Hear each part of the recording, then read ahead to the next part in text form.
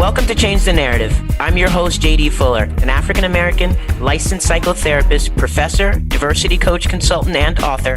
We talk about the isms. We talk about the phobias, anything that marginalizes and oppresses. Everything we are not and everything we are is because of fear. Through a mental health lens, we'll have difficult conversations with celebrity guests, political activists, and everyone in between. Our mind will tell us whatever we want to believe, but the truth lives in the body, and that's where change occurs. Are you ready to change the narrative? Welcome, Pallavi. So happy to have you with us today on Change the Narrative. Thank you for having me.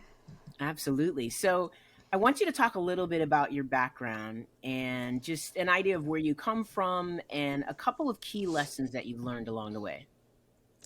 Okay, my background. So I grew up in the Bay Area in California. And when I was a teenager, I got into a lot of trouble. And we like this. Go ahead. I got into trouble. I was talking back. I was doing some things my parents didn't want me to do, and we're an Indian American family. So, we always get, in our culture, we get threatened with getting sent back to the motherland. And so it actually happened to me when I was 14. We went to India on summer vacation, and I did not come back for 2 years. Wait a minute, Pallavi. We gotta take this slow. Wait a minute. You mean, so the threat is that you're gonna go back to India, and you actually went, and what did they say? They were like, okay, so we're going and you're not? Like, what did that sound like? Well, so my older brother was still going to high school here. He was going into his junior year of high school, and his senior year. And I had just come out of my freshman year of high school. And so it was summer vacation. So my dad needed to stay back with him so he could finish out his school year. And my mom was going to stay with me in India with our family. And in India, when we visited, everyone kind of lives together. So it was like a really loving, large, home that I could really bond with my cousins. And of course, I didn't initially want to live there, but I think when I stopped trying to leave and just started to try to make my life feel better, things started to shift for me. And I think a storyteller was born while I lived there. And I started out just doing some writings, and I got published in a local journal there in the village I lived in. Just kind of trying to make sense of the world around me. And then when I came back, after I was reformed, supposedly, I wanted to continue writing, and so when I went to undergrad, I studied creative writing and journalism, and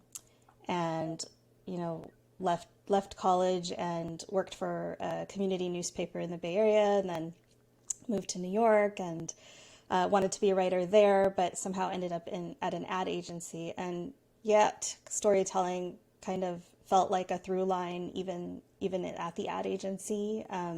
I was in the research department, and we would get to research our target audiences and kind of show brands and companies that we understood their customer base. And so we would get to go spend time with people.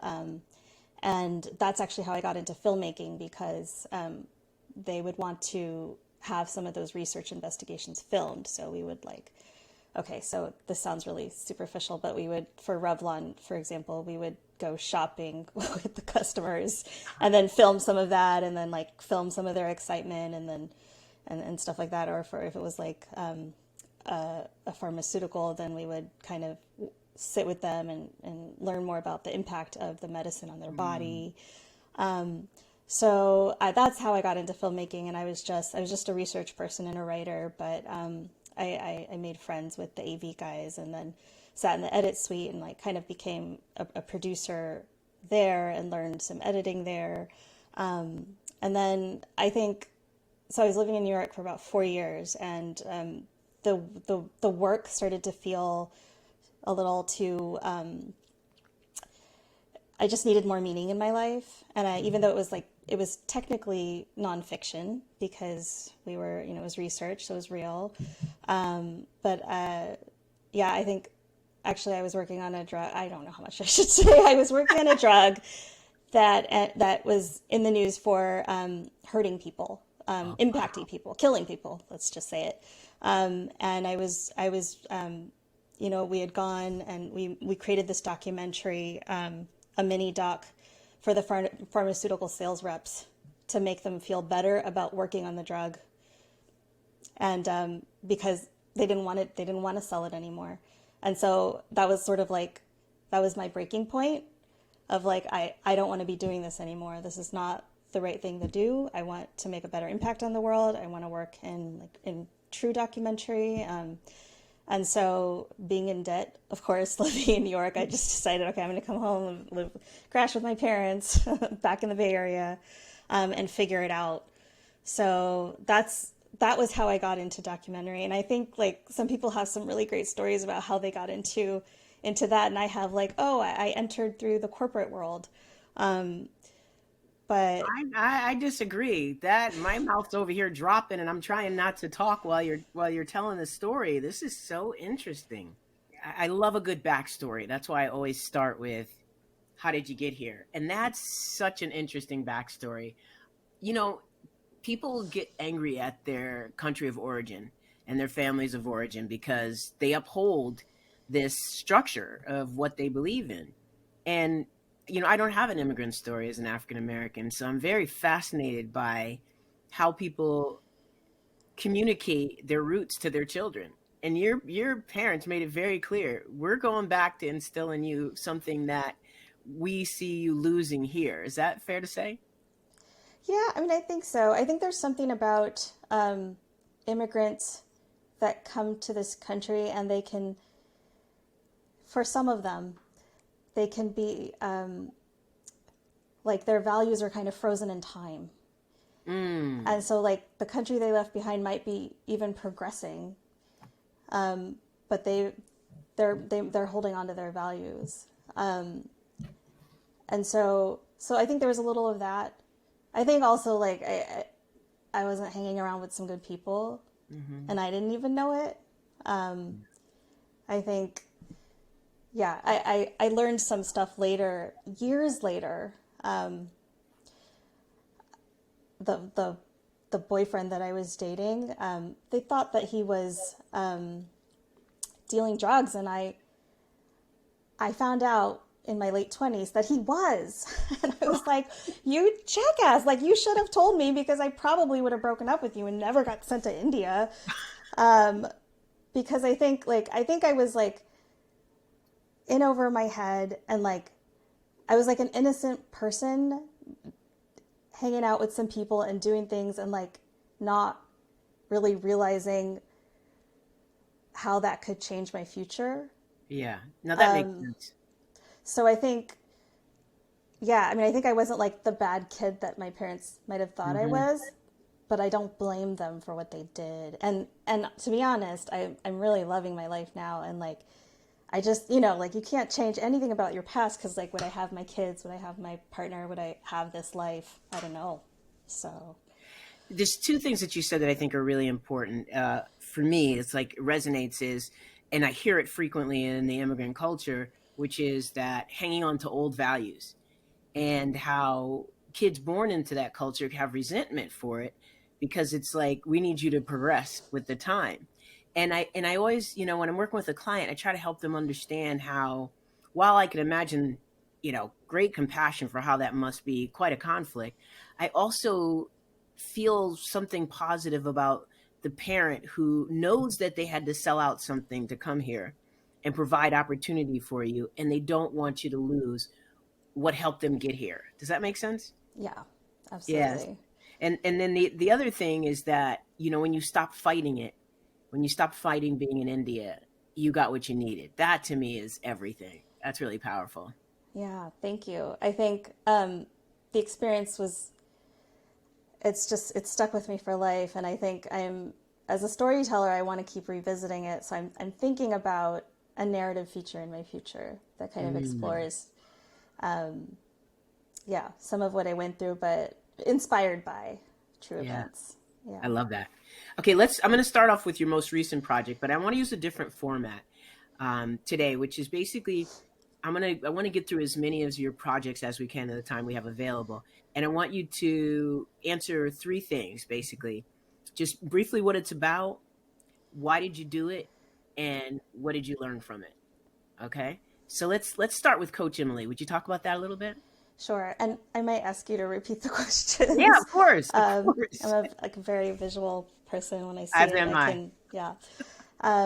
So Coach Emily it's a working title for a feature documentary about Emily Taylor and her Brown Girls climbing team. And Emily is a rock climbing coach, 30 years in the climbing industry doing this work. She's a Black woman. She's queer. She's a daughter. She's a mother. And she created Brown Girls Climbing for young Black and brown girls and non-binary kids for her daughter when she was growing up, and wanted to hang out with friends, and they started going to the climbing gym.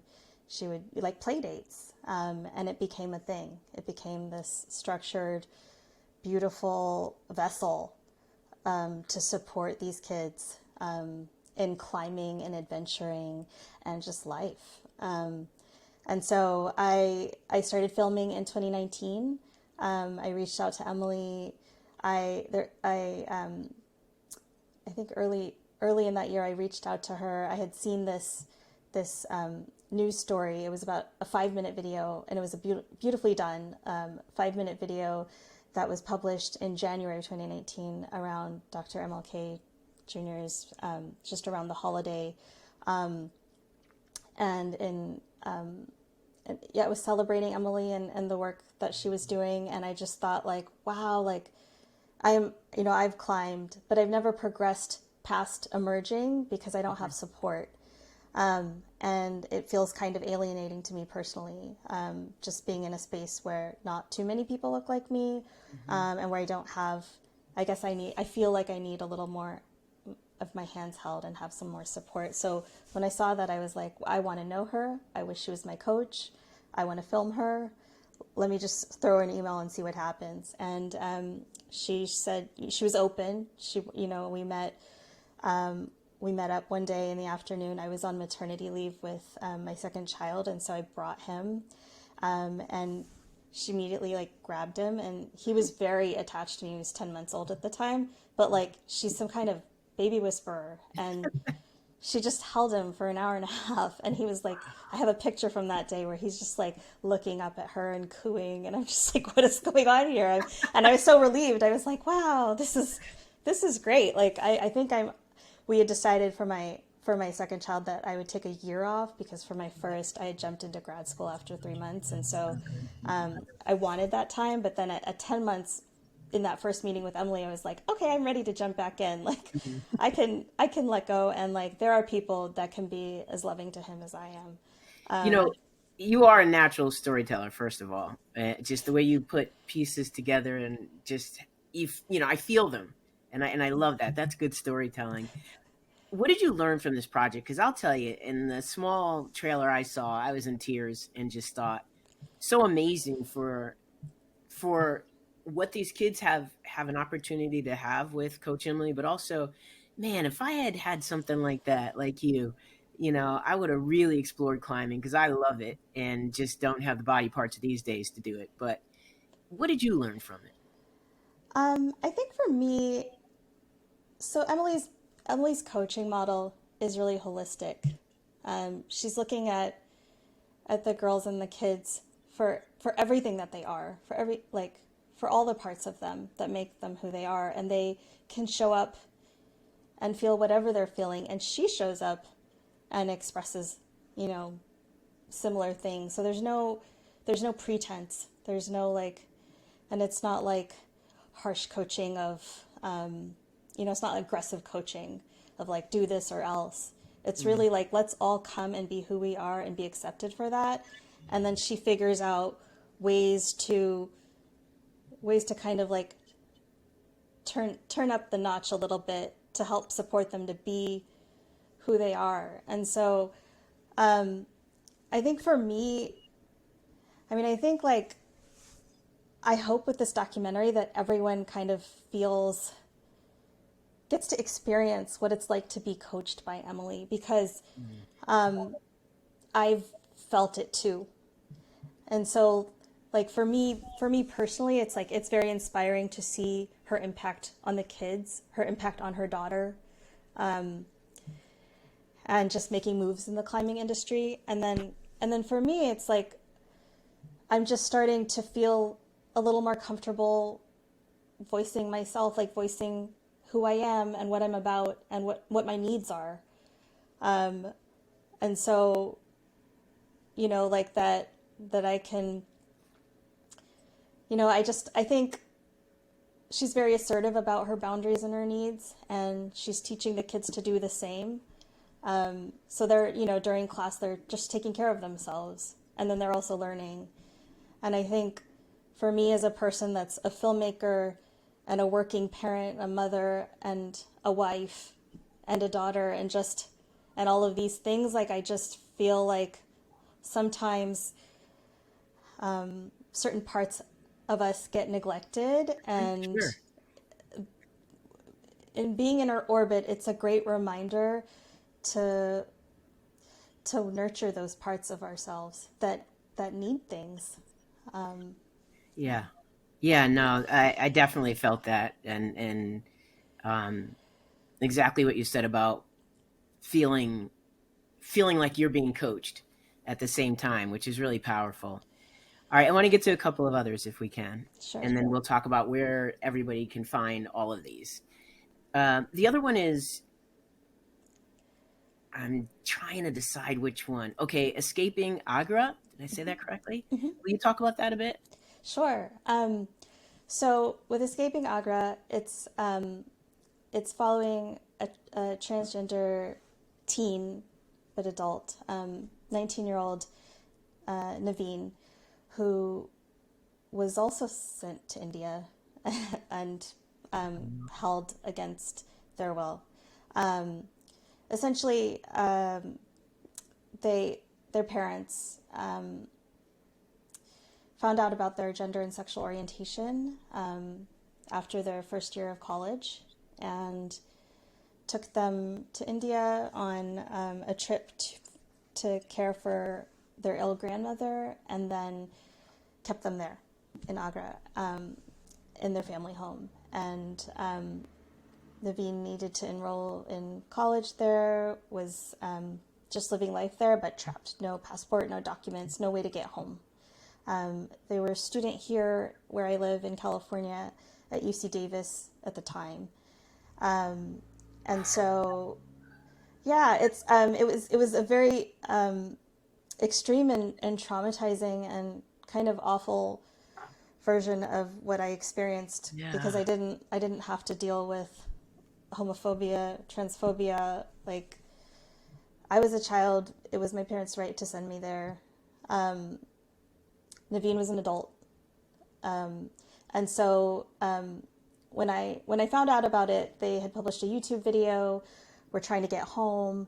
At the time, I was attending the UC Berkeley J School as a documentary student, and I reached out to see if I could find ways to support them. And I also was like, just threw a note in of, by the way, if you'd like to be filmed, I'd love to tell your story. And I was actually, for my thesis doc, I was workshopping another idea about doulas and Yeah, I'm getting pregnancy. to that one. Oh, okay, pregnancy and postpartum care for incarcerated people. And so Naveen wrote back to me and said, "Listen, I'm back in Davis.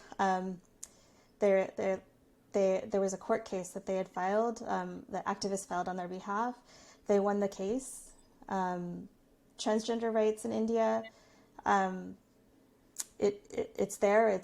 There was a Supreme Court decision a few years ago that kind of affirmed rights for transgender people, and based on that decision, the Delhi High Court ruled in Naveen's favor, asked Naveen's parents to fund their flight back home. They got their documents and they were back in Davis when Naveen wrote back to me and said, actually, yeah, sure, I'd like to be filmed. So it was kind of like I went up there, we had some coffee, just the film bloomed from there, but it was about like Naveen picking up the pieces of their life, moving forward without family, with a new family, really, like chosen family, and then piecing together the history through looking at the archival records, looking at I went back to India and interviewed some people there. Although the judge in Naveen's case wouldn't speak to me, someone from the Supreme Court did. So I did get someone on the record to at least speak about that that case that changed, I guess, history for trans people in India. Wow, that is something, man. How did you even know this was happening? Did you say that? I didn't, but I was on a mailing list for South Asian activists in the Bay Area, and Naveen's YouTube video got circulated on that mailing list. I saw that, reached out. I think I found them on Facebook because there wasn't an email there, and they wrote back on Facebook, and we kind of connected. We connected from there. So it's a 23-minute short documentary. It's available to watch, I think, to rent online. And I'm also, I've been trying to get professors and universities to look at it to see if they could, screen it in the classroom. If there could be, discussions about it. I'm still hopeful, and I really want to find ways for parent groups, parents of queer people to watch it as well, because when you watch the film, I think you're really faced with the impact of how you parent your queer child.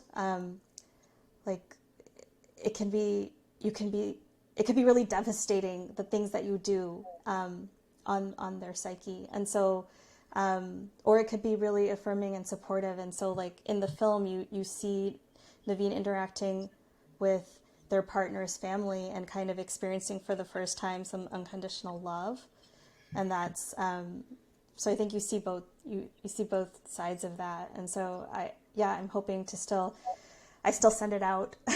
Great. As well you should. It's a really well done, and again, another story that's felt. So please continue to send it out. All right, I want to get a couple of more in because they really are just, I don't know, your choice in topics is really something people can feel. So I want to get a couple of them in here. So this one is the Asian American stories of resilience and beyond, experiences in this critical moment. There were phrases in there of people in the doc that were just they clicked so much with me, and I really appreciate the choice to honor resilience while not idolizing or idealizing the struggle. That was so important. It's such a key note that we don't get hung up on the resilience factor, and that, we keep in mind that refugees and immigrants, they're the bearers of historical trauma. I thought that also was just so poignant in how that was depicted. Can you talk about how and, well, basically what it's about, and then sort of why you chose this? It makes sense to me, but I want to know your why.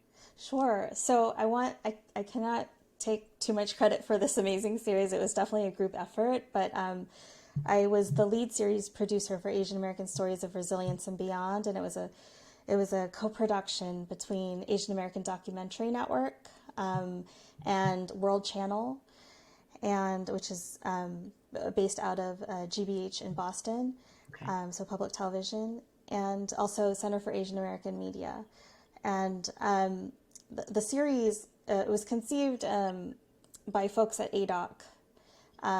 They had actually done a series in 2020 around stories around coronavirus, and trying to change the way that people see Asian Americans, and kind of challenging misrepresentations of the way that, there was a lot of stuff in media at the time. And so supporting stories about us, by us, and for us was kind of the root of that.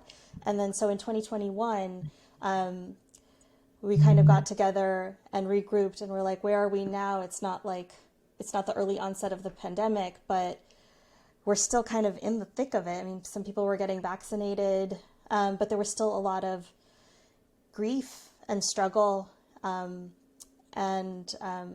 but also, you know, solidarity and joy and hope and resilience. And that's kind of where the theme came from.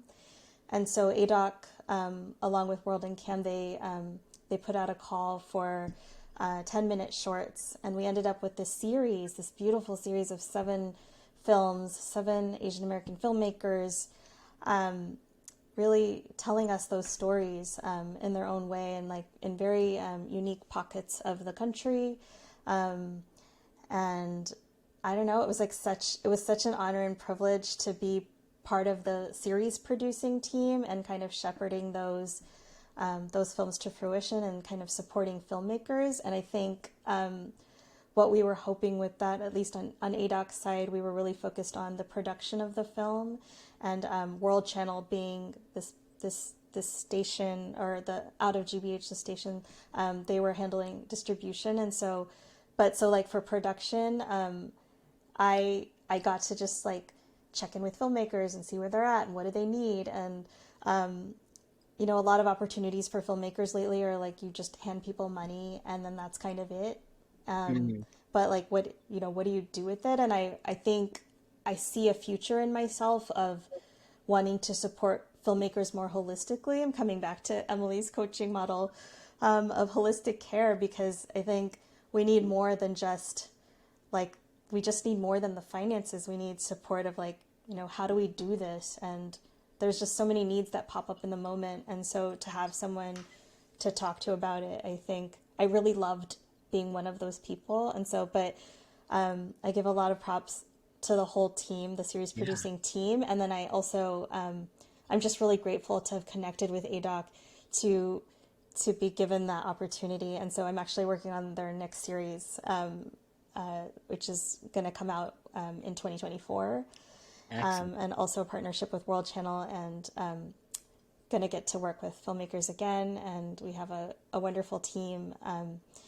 But for Asian American Stories of Resilience and Beyond, I should probably, I think I've put it on my website, but I should, all of the films are out there for everyone to watch in full on YouTube. So, well, we're going to say that again at the end.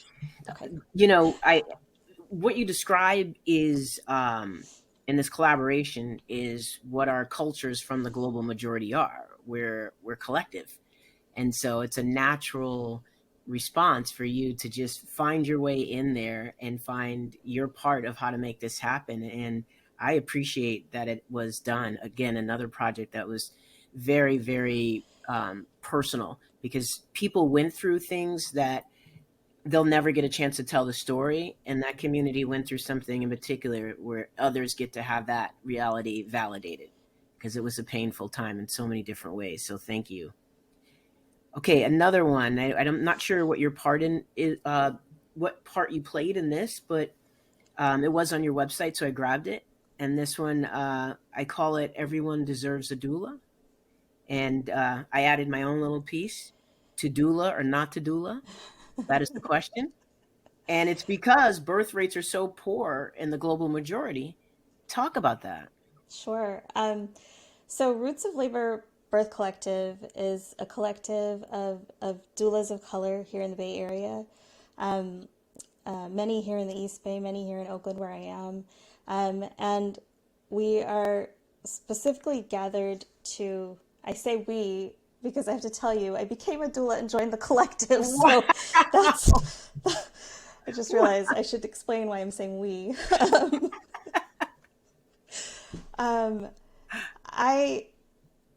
I think just having experienced birthing my son in 2014, and part of it felt like a traumatic experience. At the same time, I had a lot of support. Even the OB was my family friend, but it was a hospital birth, and there's a lot of, like encouraged or forced interventions. And I had a doula, and I had my husband, and family to support me.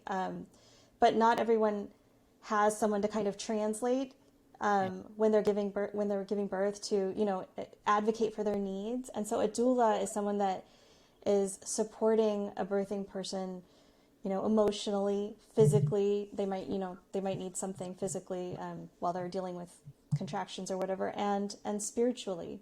So in whatever way that someone might need support and they can't get it from their community or their family, a doula could come in and be that person. And, they're not a medical professional, but they can be there to advocate on behalf of the birthing parent with the doctors or with the nurses, or to get them what they need. And, I don't have any exact numbers, but I do know that I think, when you have that kind of support,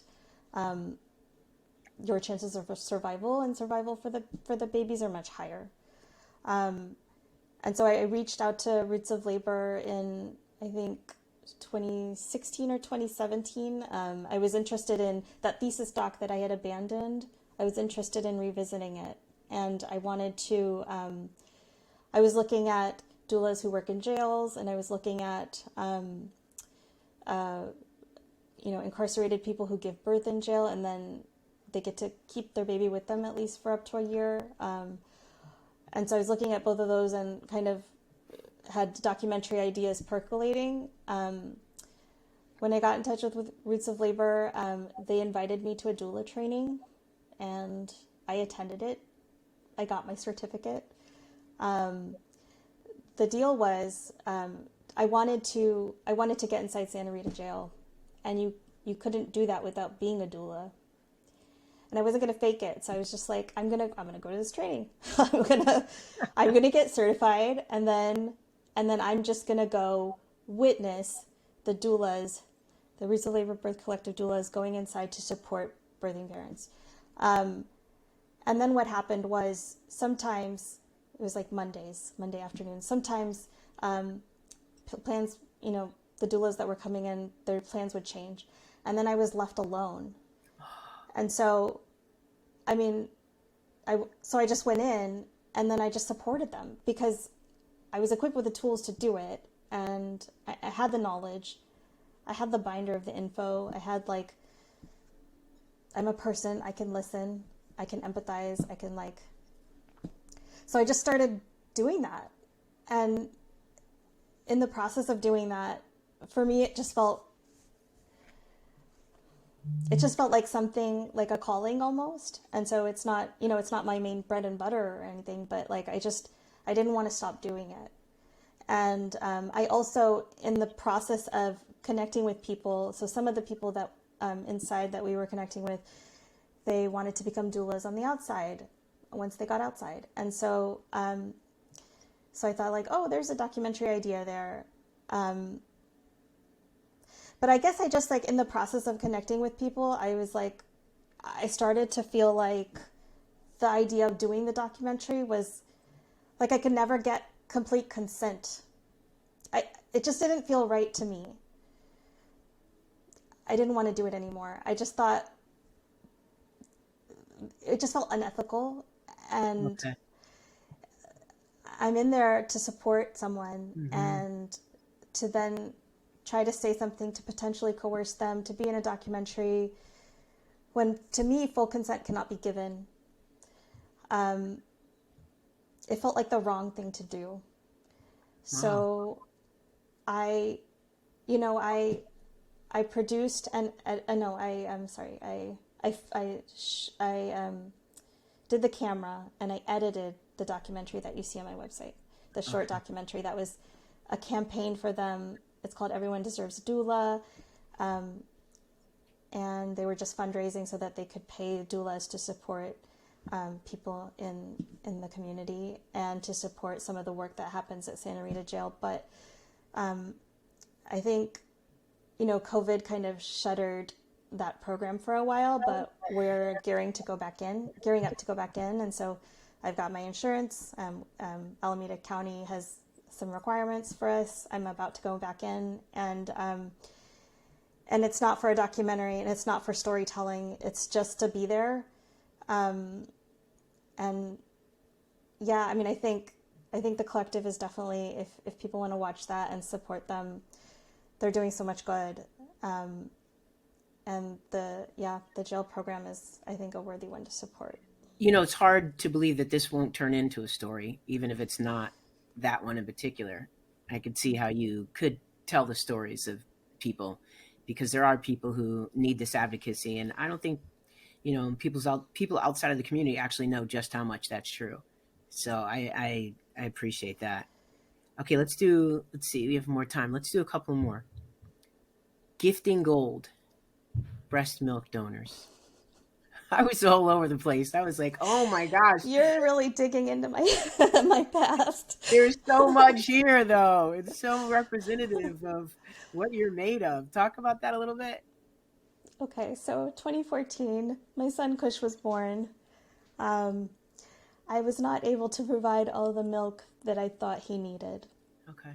So, and I took it really personally. Well, society tells you to. Uh-huh. especially in the Bay Area. They're like, it's like, oh, like breast is best. And I don't know, wow. There's a lot of pressure. And I think, we wanted to get him, actually, I say we, but like my husband was really easygoing. He was like just so supportive. I mean, I think, and I wanted to get him to a year on breast milk, and I couldn't make it that far. And I was like pumping, and it was like ugly, and like there's just all, the infections and the things that happen when it's just like pumping. Wow. It's a lot. And so we found a donor. We found actually like a donor that had milk to give on a regular basis. I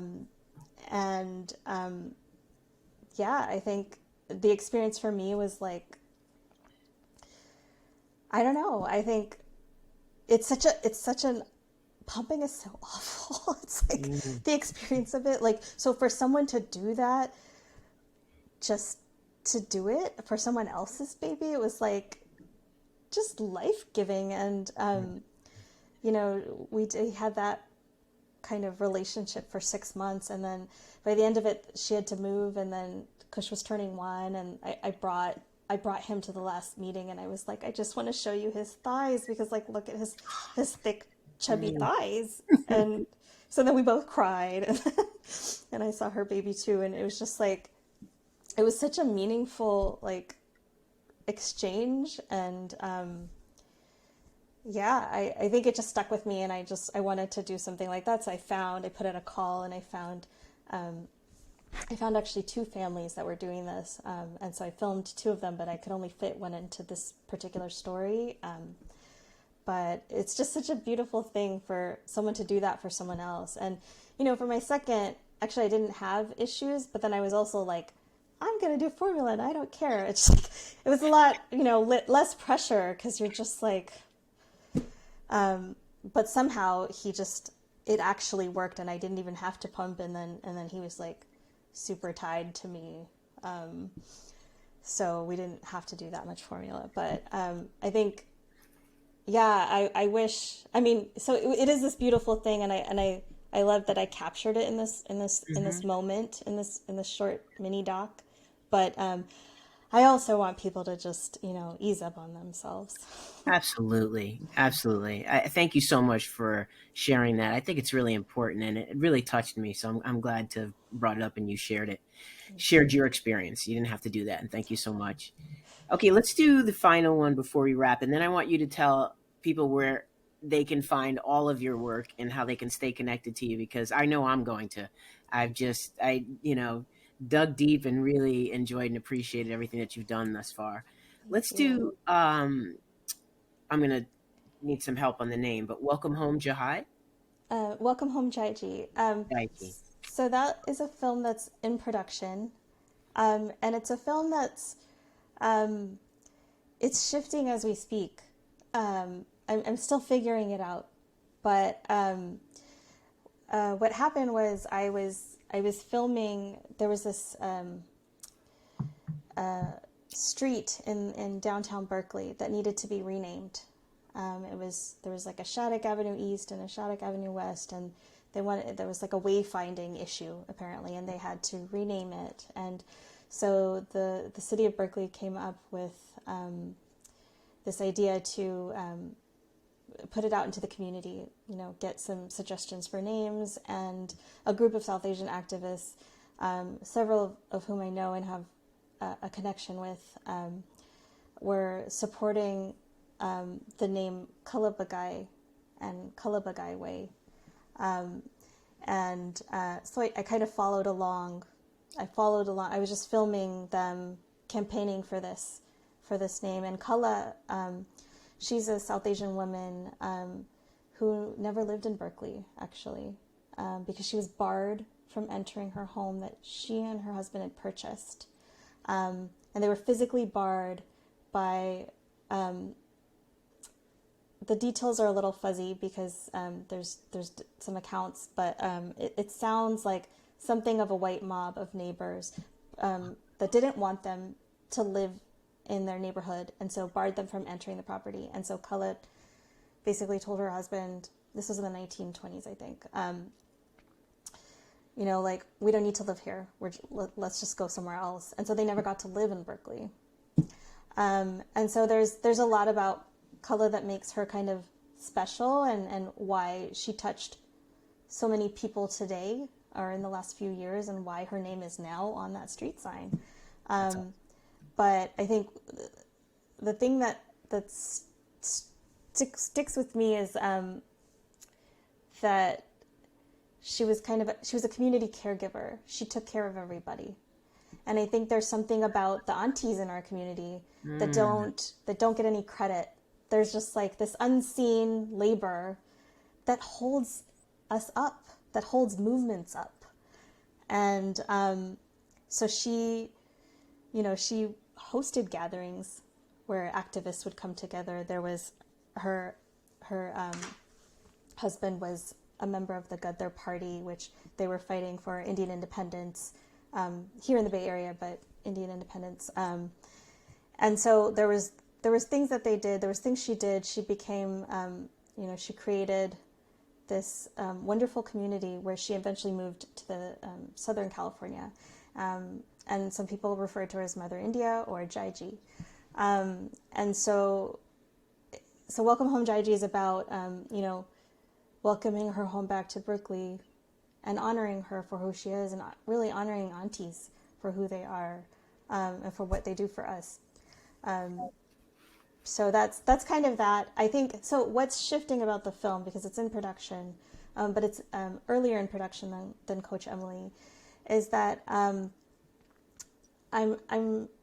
there's the campaign story, and then there's Kala's life. We get to know her. And then the present day story, it's still coming together, but I've been taking a deep look at the activists and the lead organizer, Barnali Ghosh, who worked so tirelessly to bring Kala home to Berkeley. And so the way that gets told, it's to be determined, but we're going to do some filming this summer. And so. Man, there is nothing superficial about what you do, and I love it. I love it. I love the authenticity. I love the eye you have for what story you want to tell, and the way in which you tell it. It's really, really amazing. And we met by chance, and I'm just so happy we did. I really am a fan, and we'll be following you hereafter. So please tell people where they can find you, your projects, so we can all do the same. Thank you so much. It's nice to just take a deep dive into the past, and kind of, especially as I figure out, where do I go from here? So thanks for having me. And so you can find more information on my website at chandifilms.com. It's CHANDI films.com. And you can watch Escaping Agra there. You can watch a lot of the things we talked about there. But also for Coach Emily, as it's, further along, almost complete, I hope, you can learn more about that at coachemilyfilm.com. And, I think there's social media as well, so you can find us on social media at Chandi Films and Coach Emily Film. But for Coach Emily, we're really excited because we're part of this thing called DocPitch, and it's a pitching competition where 5 film teams get to basically pre-record and a video and talk about, what they're filming and why they're filming it and what they're hoping to get out of it, what they're hoping to offer the world, really. And so we had a chance to record something, and it's out in the world right now, and voting ends at midnight on May 11th. So if you happen to see this before then, the link is up at coachemilyfilm.com to support us, and all we need is a vote. But we're up for, production funds that are game-changing and kind of life-changing. And so, just hoping for support. But in general, just, please follow us and engage with us, and just find me, and let's talk about movies and communities and why we do the things we do. I voted, and I'm encouraging other people to vote. I've reposted it and shared it with people, so I hope you get what you need, and I look forward to everything that you're doing. And again, this was short notice. Thank you so much for being flexible and coming on and sharing the stories that you tell. They're so important for people to hear. One thing I've been saying about this show is that it may seem like it's for a specific audience, but there's lessons for everyone. And yours today is just a perfect example of that. So again, thank you for your time and coming on and sharing space with me. Thank you so much. Yeah, for sure.